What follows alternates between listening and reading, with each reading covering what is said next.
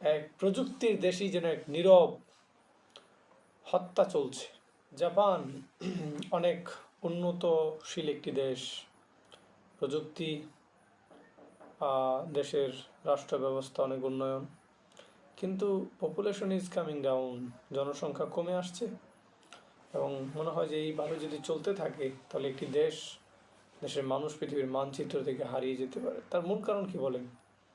আমরা উন্নত চাই, কিন্তু আমরা এমন উন্নত চাই না যে উন্নয়নের পাশাপাশি মানুষের মধ্যে হতাশা, আত্মহত্যা, এগুলো প্রচণ্ড পরিমাণে আজকে জাপানকে অতিষ্ঠ করে তুলেছে।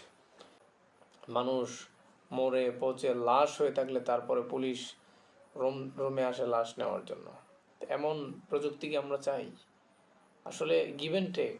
জাপানের মধ্যে ইসলামের যে একটা আদর্শ সেটা দরকার, আর তারা যে ন্যায় নীতির মাধ্যমে দেশকে সুন্দর করেছে, সেই দেশের যে একটা ইনসাফ, জাস্টিস, ন্যায় বিচারের, সমৃদ্ধি, উন্নয়ন, সেটা আমাদের দরকার। আপনি গাছকে যদি কার্বন ডাইঅক্সাইড না দেন তাহলে সে কিন্তু মরে যাবে। আবার গাছ যদি আমাদেরকে অক্সিজেন সাপ্লাই সরবরাহ বন্ধ করে দেয় তাহলে সেটাও কিন্তু আমাদের জন্য অত্যন্ত ক্ষতিকর হবে।